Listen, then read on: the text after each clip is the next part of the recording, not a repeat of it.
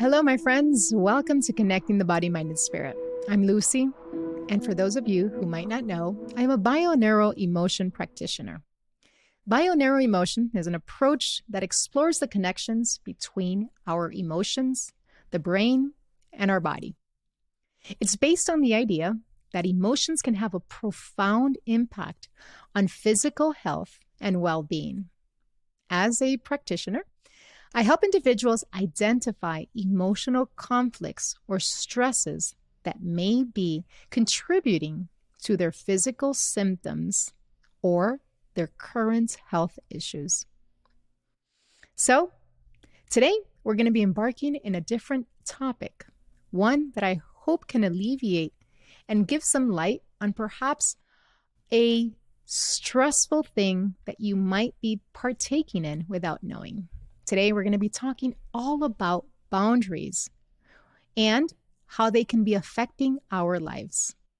And for those of you that perhaps know very well how to set boundaries, hang in there, because perhaps for some people, setting boundaries is an easy thing to do. However, are you burning bridges, and are you being too rigid and firm on how you're setting these boundaries? So, welcome to this episode, and let's dive in. Whether it's find an easy breeze for you to set limits with others or just face challenging drawing these love lines, today's conversation is for you. We're going to explore not just what boundaries are, but how setting them, or sometimes the struggle to do so, shapes our relationships and our sense of worth. So, what are boundaries? Boundaries can be defined as essentially a guideline or a limit that a person creates to identify reasonable, safe, and permissible ways for others to behave towards us, and how they will respond when those limits are crossed. They help each and every one of us communicate our needs and expectations very clearly. It protects our emotional well-being and maintains a healthy relationship with others.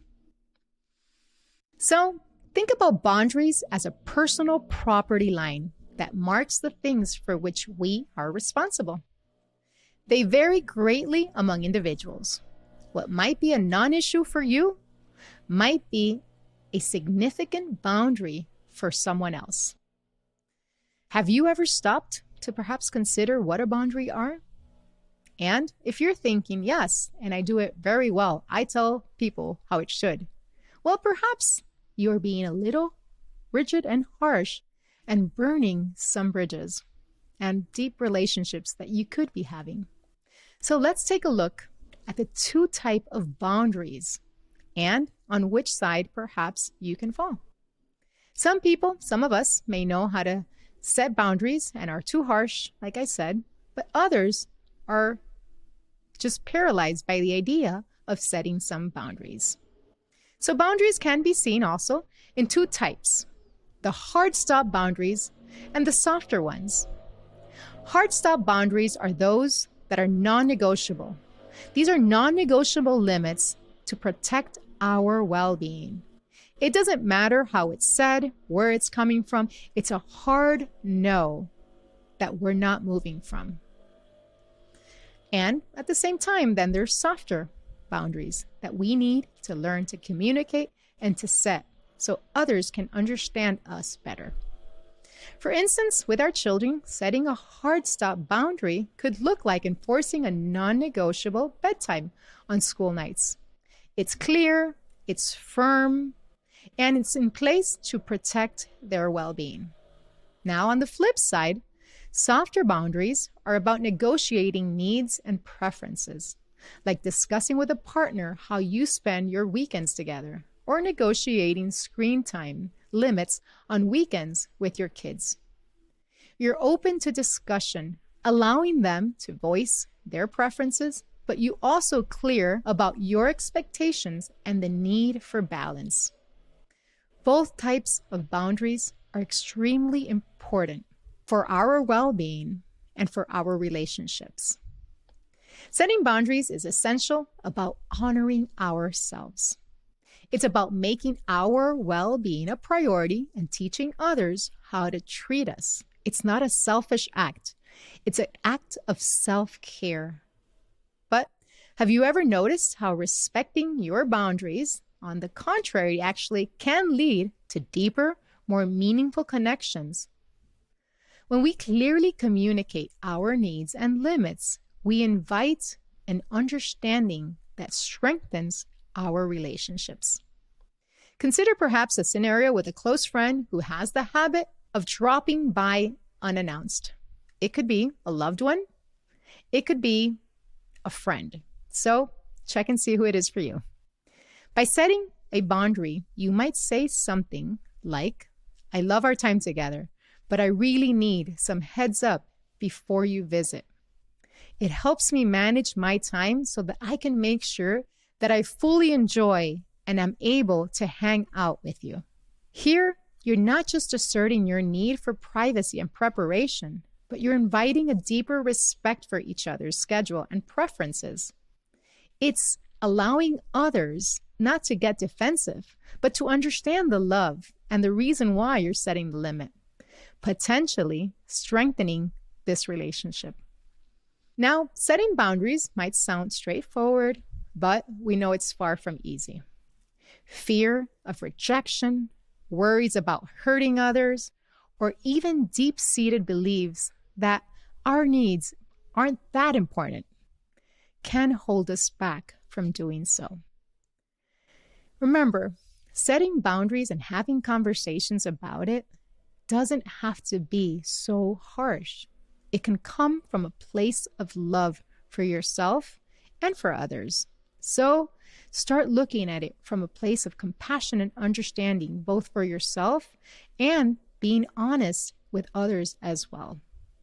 Now, some people might find it very difficult to set boundaries, and there's other peoples that perhaps don't have this problem, but perhaps have swung to the other extreme, that setting boundaries is with such rigidity and firmness that it leaves little room for connection, for empathy, for understanding and love.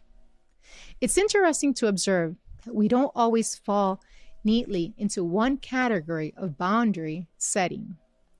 With certain people or in specific aspects of our lives, we might find it easier to communicate our needs, while in others, we struggle. So, if you perhaps used to have a hard time setting boundaries and you're not there anymore, take a look at yourself. Are you being too harsh and rigid with how you're talking about this? With our kids, sometimes teenagers can be pretty challenging on setting limits. Especially, like I said, setting boundaries around privacy while respecting theirs can be tricky. You want to ensure their safety online, perhaps, without getting too much into their personal space. It's a delicate balance between asserting your role as a parent, but acknowledging their growth need for independence. So, in these cases, there's some hard stops and some where softer, more conversations and negotiating can be happening. So pick your battles and see where you fall. So how do we set boundaries in a way that respects both our needs and those around us? It starts with self-reflection. Understanding what we truly need is the first step. Then comes the part of communicating these needs. Remember, clarity is key. Being clear about what we need and why it helps us helps others understand us better. Don't have others walking on eggshells, or you don't have to walk on eggshells. Make sure to communicate, to approach not from attacking, but from a place of curiosity, to understand, are there hard or softer limits that we're setting or perhaps others are setting, and that they have to work on. But here's where the compassion comes in, acknowledging that while we have needs, so do people around us that we love and care for also do. Finding a balance between asserting our boundaries and being open to the needs and feelings of others can turn boundary settings from a confrontation into a simple dialogue. When it comes to friends, let's say you have a weekly dinner that's become a bit too much for your current budget or schedule, approaching this with a clarity and compassion might look like you saying something, I've been looking at my budget and schedule, and I think I need to switch our dinners instead of weekly to once a month. I really love and enjoy them. However, they're a little bit too much for me now, and I want to make sure I can fully enjoy it without overextending myself. This way, you're clear about how much you love these dinners, but you can't participate weekly, as you are responsible for yourself, for your well-being, for your budget. Letting others know that you value the relationship, that you love it, however, that you can't just do it as often as you guys are right now. So boundaries are one of those things that can be really tricky. It's a dance between not knowing how to place them and being very firm. Sometimes in life, when we start practicing something, we can go from one extreme to the other based on fear, based on not knowing how to handle if somebody crosses your boundaries. But take a deep breath, relax, and realize that these conversations can be spoken about once, twice. However, setting boundaries is essential. The conversation for you to have around your boundaries, about your limits, about your likes, helps you build relationships from a place of love, of care, and understanding. You will automatically start approaching and being magnet to people that are on the same chapter of their life, that are seeking the same type of relationships of respect, of care, somebody that doesn't want to harm you, and for you to do the same. So listen to yourself, start journaling, start breathing, start realizing what parts of your life do you need to set limits, or what parts of your life are your boundaries being so rigid that you're leaving your loved ones just hanging. As we wrap up today's discussion, I invite you to reflect on the boundaries in your life. Are there areas you could be perhaps clearer on? Or perhaps situations where more empathy could be infused into those conversations about limits and needs? Mandy Hale reminds us, it's not selfish to love yourself. Take care of yourself and to make your happiness a priority. It's necessary. Setting boundaries is not about building walls, but about drawing lines, love lines, that help you live in harmony with yourself and those around you. It's about finding that balance where we respect our own needs while being considerate of the feelings and needs of those around us. So, as we move forward from today's episode, I encourage you to think about the boundaries in your life.